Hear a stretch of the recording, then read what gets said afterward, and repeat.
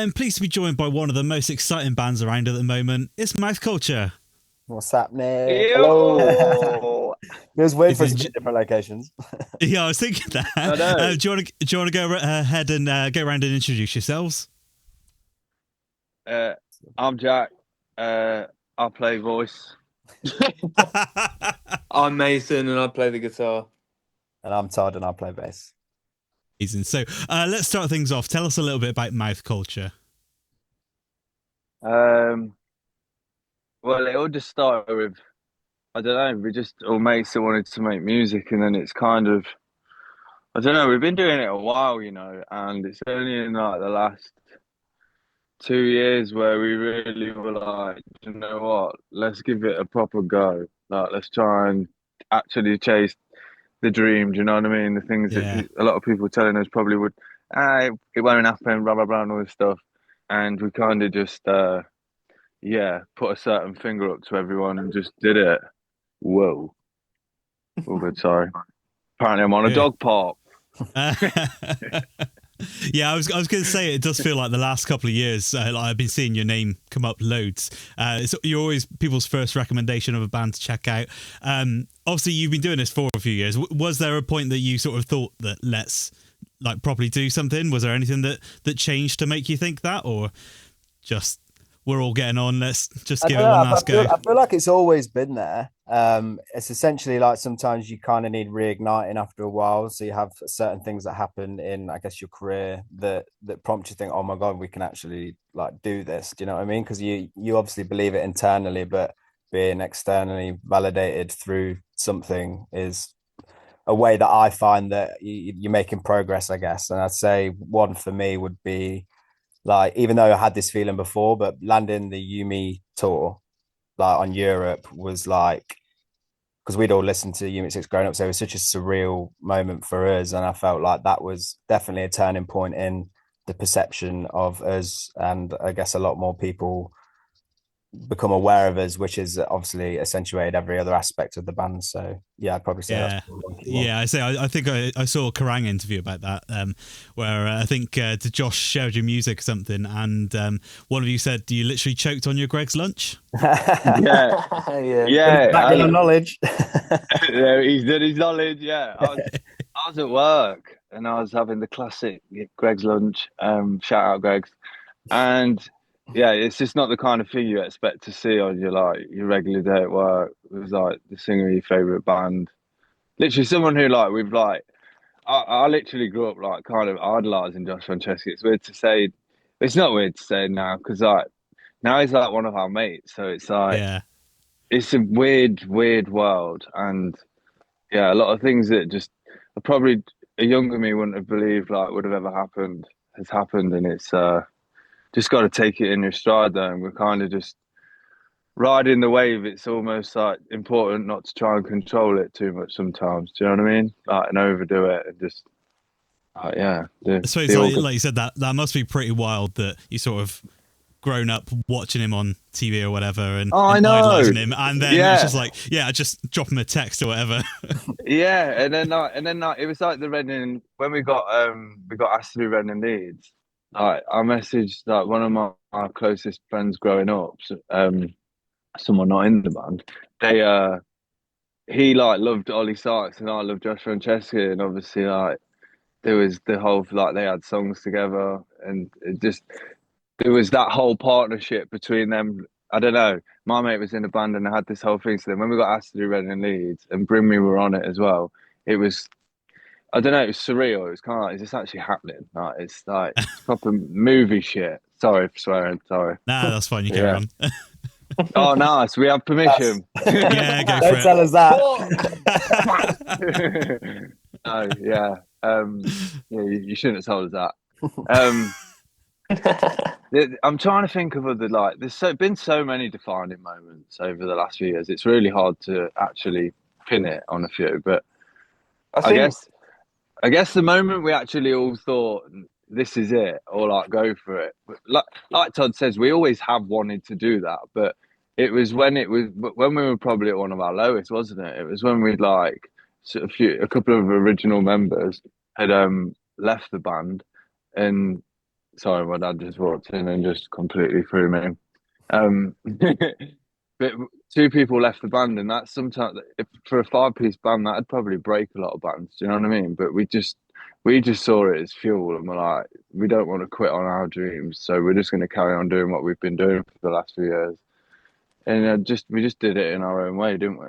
It's Yeah. kind of It's mad. like our producer and our drummer that left, so it was like two Quite a big. two keep Yeah. We were fucked. We were actual fucked. I became both.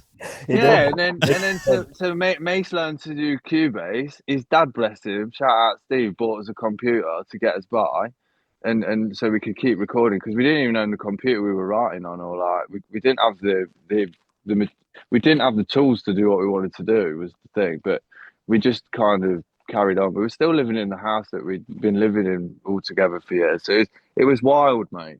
That was the defining moment. I'll tell you that for sure. Mm-hmm. Sometimes you need that, like you hit the lowest to just rise from it. You either sort of put everything into it or give up, and you did the right thing. Yeah. Thank you. Obviously, that's all right. So obviously, you went on tour with Yumi at Six in their final shows as well. Like that's pretty cool to be able to your last chance to do it. Yeah. It's cool, but it's really sad. Like I had to, you think loads of people every night went to go watch their favourite band, like end it and would like cry or whatever. I had to do it every night. Yeah. Like, you know, I no, remember there was wild. one evening where me and Todd were side stage. I can't remember where it was. It was in Europe. It was one of them thin staircase. Yeah, we were sat. They were playing "Take on the World," and like at that point in the set, like the lights drop and to get everyone to get their phone lights out and everything. Classic. And I'd had way too many European drinks on the rider, so I was feeling a little bit in my feels, you know. And I ended up just like full on breaking down, crying. I was like, I was sobbing on Todd's shoulder, like, "What the fuck are we doing? Like, this is crazy." And then Matt spotted you from over the other side of the stage. Didn't he? Yeah. Emotional times. Well, obviously, leading on from that, you've had a busy festival season as well. What have we got? Great Escape, Slam Dunk UK and Belgium. Yeah. Reading and Leeds, obviously, as you said, with like Bring Me the Horizon. That's pretty crazy. And Burn It Down as well. Yeah, Burn It Down. Obviously, some incredible summer, really, but lots of things ticked off your bucket list. Yeah. I think Great Escape started it, didn't it? They've all been mental. I could go on about each of them for like 10 minutes each, but we played festivals last year, and it was like we had that whole shitting ourselves moment. Do you know what I mean? Where we were like, fucking hell, like we weren't even meant to play big stage download, were we? Really? Just someone dropped out, so we got offered the spot, and then we were like, well, yeah, we'll do it. We donated our fee because we just didn't want that anything to do with the whole politics that was going on. Yeah. We wanted our chance to play the festival that we like grew up. Do you know what I mean? Grew up watching. We're only down the road. We're from Leicester, so like download to us is the hometown festival, really. But when we got to do that, we were shitting ourselves. But then this year, like because of that opportunity we had with Yumi, like our confidence has just gone through the roof, and like. I think it shows. I suppose it's rubbing off on you guys seeing them going through, these experts going through a tour sort of thing. Yeah, completely. But it's not only that; it's like anything, mate. The more people, the louder the crowd. We feed off that shit. Like anyone would, and it's getting crazy now. It's like. Yeah, we fucking hell. What was it? Burn It Down. We had off of Sesame Street, fucking crowd surfing, and it was fucking. Yeah, there's been some mental images from these festivals. That's sick. Yeah, I was gonna few say injuries. Few injuries as well. Few injuries. Everyone's recovered. Yeah, but we're all right now. Yeah. Yeah, it said I was there at Burn It Down with Sesame Street. I wasn't one of them, No. don't worry. Yeah. But obviously that was my first time seeing you guys live, and I'm sure, as a lot of people seeing you this summer have, just fell in love. It's just incredible, the energy on stage, and like you said, that room was just going mental. That's one of the highlights of the weekend. Yeah, man. Thank Sound you, in man. that venue as well was ridiculous. Yeah, Something that good as well. Like, because sometimes when if the PA of a venue doesn't like almost give the true representation of the song, it's sometimes a bit not defeating, but you're like when you do get a set of like monitors that. Todd's basically saying he hates playing at venues. No, I'm trying to navigate my way through that. That sounds like an idiot. It sounded great. Yeah, is what you're trying to say. Yeah. Should have just stuck with that. In the venue, fuck. What was it called? The Foundry. Foundry. So right, shout out the Foundry. That shit's like a mini Melkweg in Amsterdam, and we got to play that with Yumi at 6. And like some of the lads out at Yumi were saying to us, this is like one of the best venues that you'll ever play. Like it's incredible. It's like one of the best in the world. And then we walked into there in Torquay. For it's literally a mini version of it. it's quite cool because you've got the balconies and everything that go past the stage, aren't they? So cool, so cool. Have you got a highlight from this festival season then? Ooh. I mean, there's probably going to be a few up there, isn't there? I think Slam Dunk was like hell. that was the start of like, oh my god, there are so many people showed up and so many people knew the words to our songs. Like that still blows our mind. Like it's just a crazy feeling. I think after that weekend we were like, oh my god, like if this has happened, how's Reading and Leeds going to be? Because that was kind of like I don't know. It was like our first initial like. Well, first of the big ones of the year, sort of thing. Yeah, it'd been coming for a while, and I think it was just beyond our expectations completely. Yeah, it was quite. We were playing quite early, weren't we? Well, not quite early, but it was early-ish, and it was mind blowing. Like the temp was fucking. They were literally bursting out of it. It was mental. It was actually mad.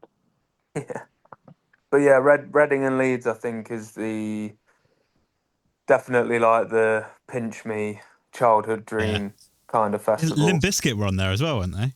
Yeah.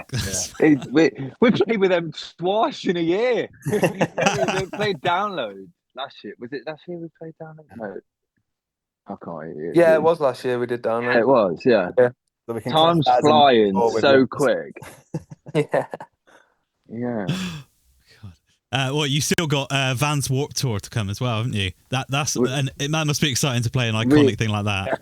I feel bad now. We've had to pull out of. Oh, have you? Okay. We'll cut this from the interview. Okay. I don't mind. We just put it on our story. Like we didn't really shout about it because we were. I don't know. We were a bit sad about it, really. But yeah. But we're doing it next year, I think. Well, yeah, we can't put that in either. But yeah. We just cut this whole section. Yeah, we were poor. We couldn't go. We're going again. Yeah. Fair. Yeah, I suppose like touring in general is expensive, but especially going to America with everything going on as well. Visas, mate, kill it. Yeah. Like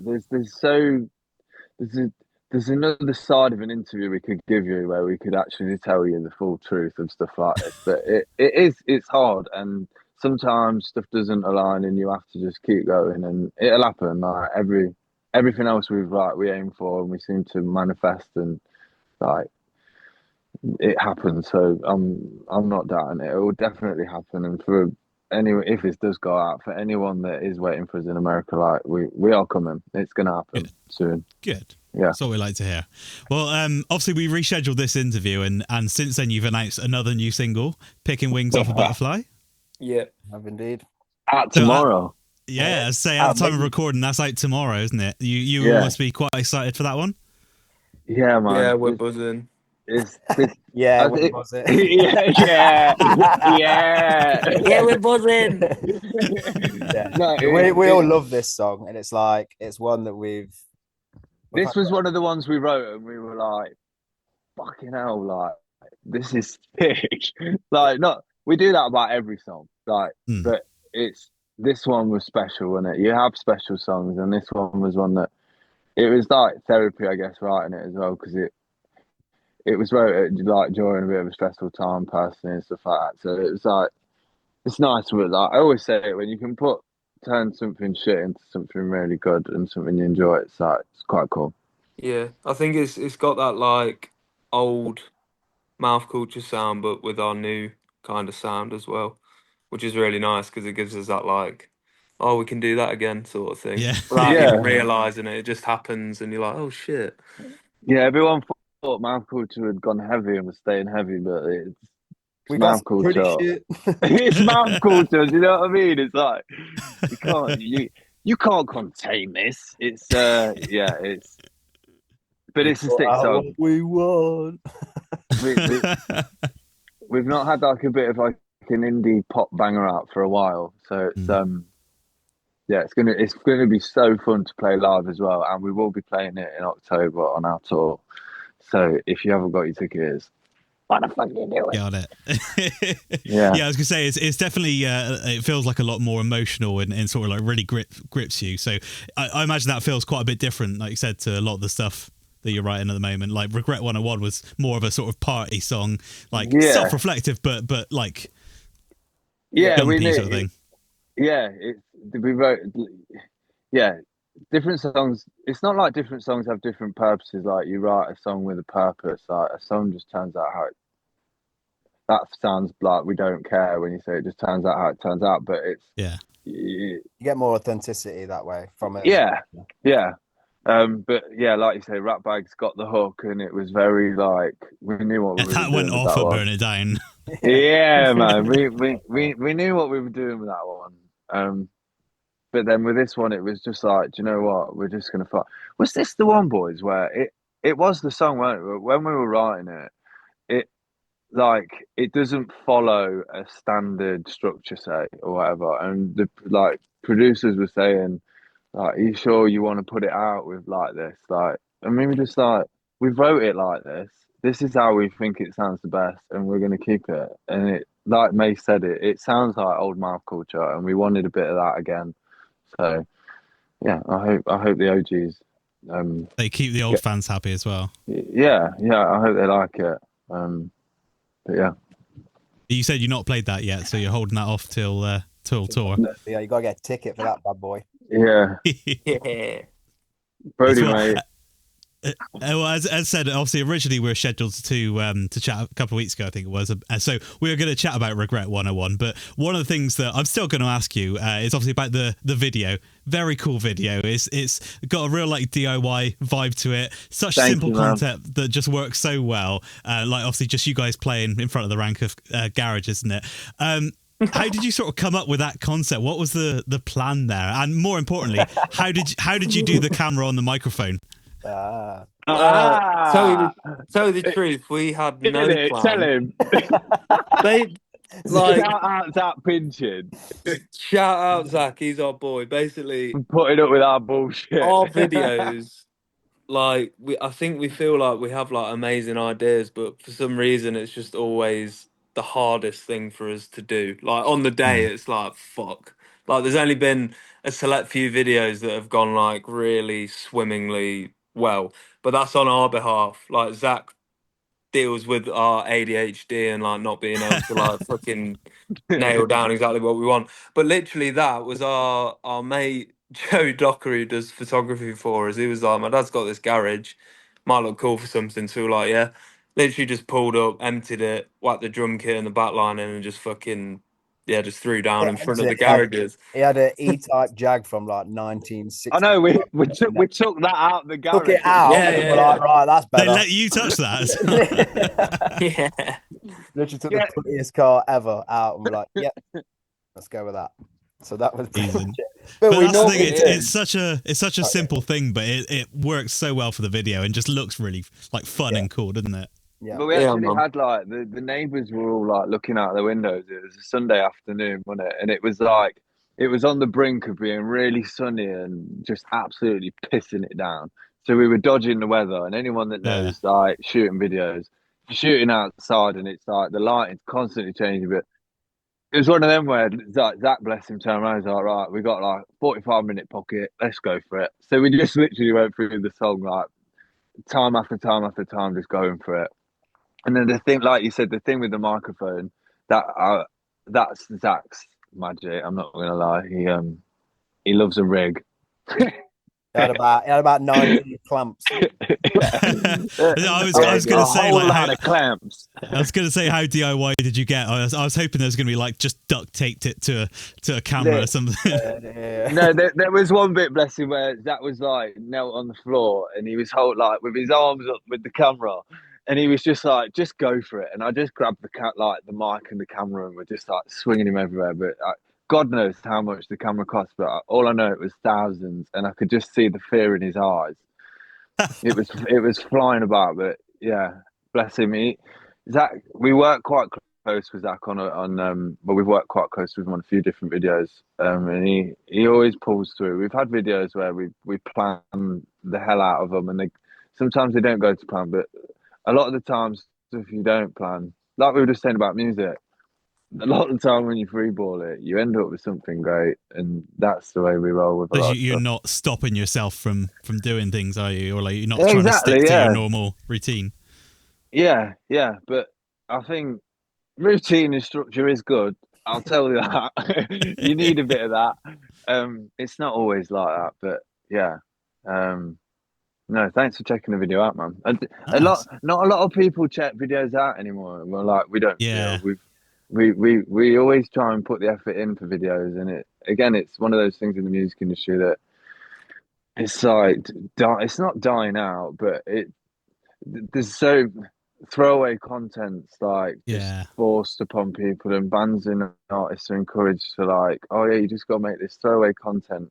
And a lot of the time, we spend a lot of time and a lot of money on these music videos, and they don't really see the light of day. So at least you can still use them for like the content and things like the Regret 101 video. Obviously, like you got such great content that you can just cut a 20-second clip and people will get hooked to it.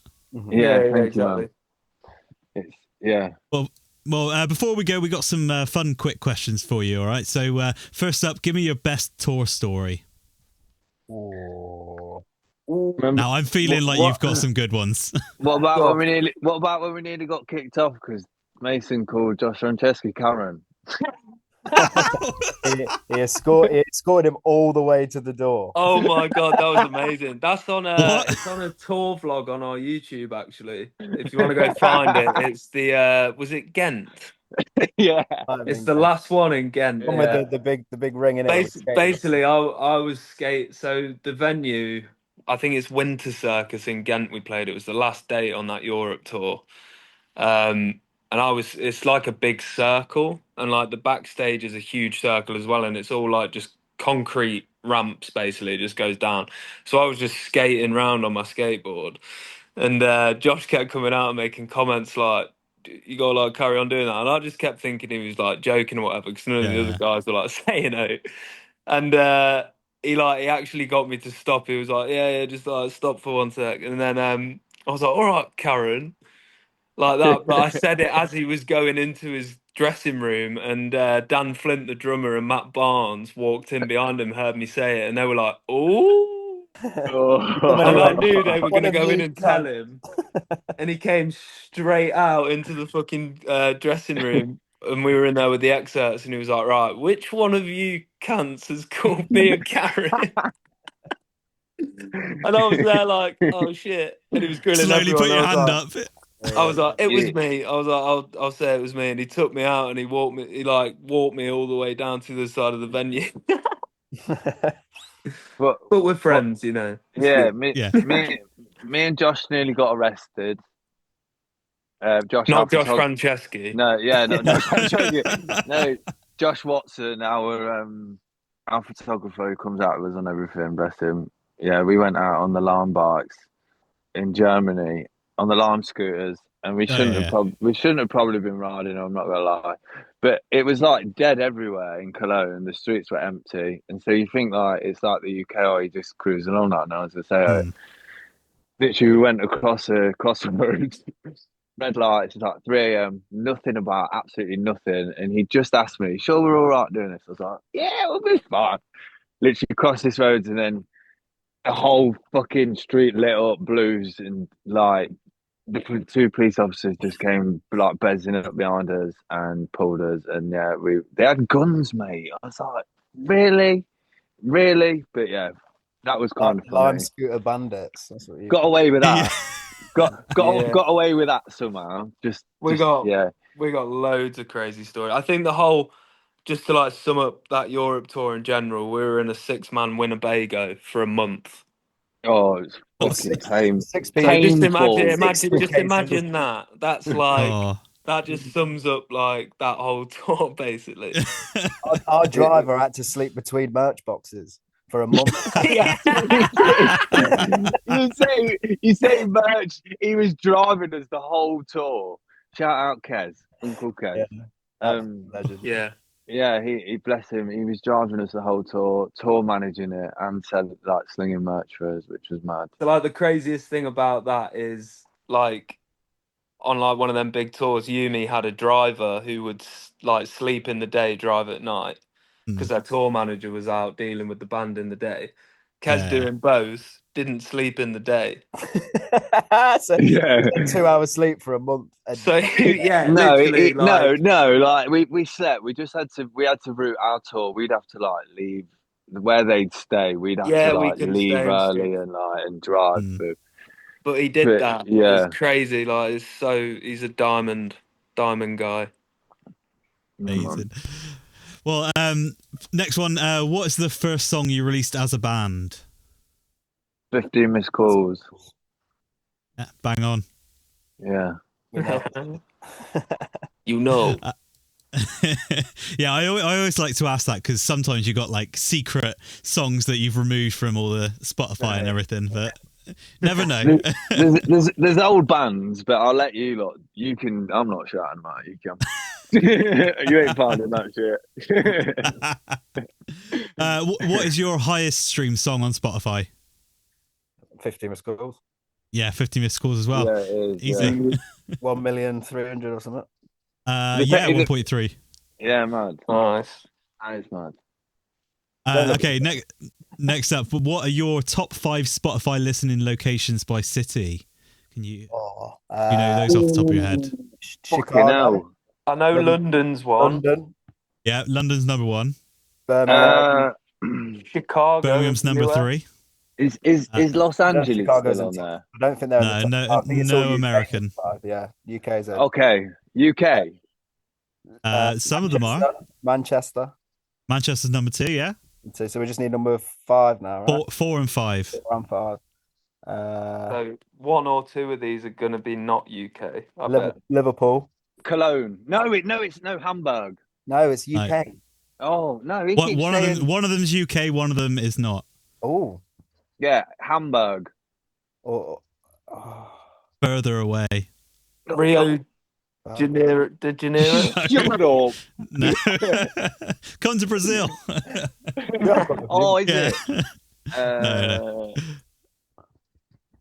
We could be here all day, you know. Yeah. What about Amsterdam? Do you want me to give them to you? Yeah, go So on. you got number 4 is Melbourne, Australia. Oh, I did think Wow. Australia, but everyone kept saying UK. And number 5 is Glasgow. Glasgow. Buy some tickets then. Yeah. Now, fucking hell, catch up. No, nice. Yeah, no, shout out Glasgow. Right, next one. Give me 3 underground bands that people have to check out. Ooh la la. Oversized. They're not really underground now though. They're popping. Yeah, they really are, aren't they? I played a gig with them a few years ago. They were supporting in the basement of a venue. It was like 80 cap something. Yeah, and then a few years later, they're headlining the like 300 cap main room. Yeah, mad. They're really nice lads as well. We had a few shows with them on was it whatever the weather tour? I believe they couldn't do the whole tour, so they just did the ones that they could. But Yeah, and then they were actually playing Reading and Leeds as well this year. We Oh, saw nice. them there, which was nice to see the guys. I'd say shout out Citras. They're a local band from Leicester, from where we're from. Like amazing musicians. If you like guitar music, you will fucking love them. Cool. Check them out. I'd say another Leicester band, Heart Source, as well. Yeah, it's got to be the boys. They're coming out on tour with us in October, and they're like our studio buddies. We're like best mates. Nice. And Beauty School as well. Beauty School are coming Beauty out. School, yeah. Yeah. I've seen Beauty School before. They're awesome. Yeah, they're sick, man. If you like pop punk, they're the boys doing it right now. Yeah. There's 4. We gave you 4. Yeah. Spoiling us. you got extra. Yeah. Now to the big question. So we mentioned earlier about your Greg situation. So what's your go-to Greg's order? Depends what time of day. Mine's changed recently, but I'll tell you what it is now. It's a margarita pizza slice and a chicken bake. 2 greaser, but chicken bake's a shout. I think chicken bake, and then I'll have a yum yum. And then I'll have a yum yum. Yum yum. Well, for me, it depends what time of day. I'll have a yum yum. I'm not gonna lie, I'm a big fan of Greg's breakfast. I think the sausages are fucking incredible. I don't know where they get them from, what they do to them. They're incredible. Even the shit omelette you get with it, it's a fucking bang. It's really nice, yeah. And the buns, they're sweet. Do you know what I mean? The cob. Gosh, bro. Well, baps, whatever you call them, wherever you're from, don't care. Cob from here. Sausage cob. Bang. Nice. Well, yeah, that's some good orders, so I'll take all of those. And they do a mean flat white. Sorry, you gotta get the meal deal. It's on them. Yeah, fair. So, what else have you guys got coming up? Obviously, we've mentioned the headline tour just around the corner. Like Beauty School was on that one as well. Mm-hmm. Yeah. We just announced a show in Plymouth in December. So we're playing like an alt night in Plymouth. We've never played Plymouth before, have we? No. It's the first time in Plymouth for Christmas. And yeah, might have some new music coming up, maybe after Butterfly. We are. I was going to say, is there some new music on the way? There's a lot coming by the end of the year. Are you sort of looking at like EP or album sort of territory, or just maybe the latter? Nod. Maybe the latter. Okay, nice. We're all... you're working out what you can say now, aren't you? Yeah. This is rare. It's coming. There's still we've got shit planned, and that's already like scheduled that we've already done, and that period's still to be released. But we have already started working on our first big body of work, and it's going really, really well. I don't want to say too much, don't give away, but we're fucking gassed. Good to hear. Good to hear. Anyway, Mouth Culture's in a very good place musically right now. It's fucking sick. It's mad.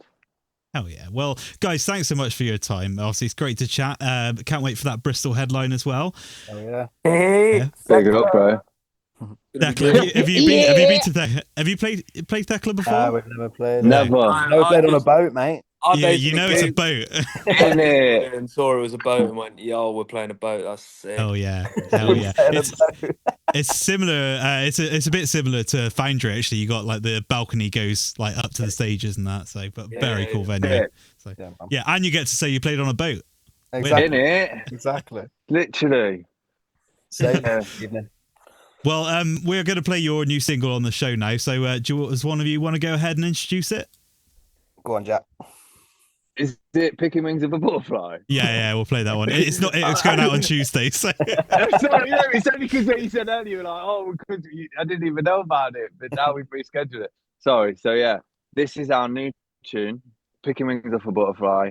If you like what you hear, please go share it with your friends, play it to your family, play it to the people you work with, shout about it. We are Mouth Culture, and this one is Picking Wings of a Butterfly. Amazing. And come see you on tour. Oh yeah, on that. Yeah. It'll go perfectly with the timing. Yeah. Oh, well, yeah, guys, thanks so much. And yeah, see you in Bristol. Yeah, man. Thank you very much, bro. We'll see you Thanks there. very much for your time. Thanks for your time, guys. Yeah, thank you very much. Cheers, mate. See you soon, bud. Cheers. Bye-bye. Bye. Cheers. Bye bye. This episode of the Alt Show podcast is brought to you by Luthier Watches. If you're looking for stylish watches for musicians by musicians, then look no further than Luthier Watches. I have finally got my hands on the new black edition. Obviously, all of my clothes are black, so bringing out an all black design is the perfect match for my little emo heart. But honestly, all of their designs are gorgeous. They're also chic with the minimalist look, which I am all about. Featuring the Luthier branding, which is just about the most elegant outline of a guitar I have ever seen. They're designed by a guitarist, and they even come with a Luthier branded guitar pick, which is such a nice little touch. Head over to luthierwatches.co.uk or follow them on Instagram at luthier_watch_co and check out all of those great designs. That's luthierwatches.co.uk or luthier_watch_co on Instagram. Luthier Watches, watch designs that hit the right notes for every day.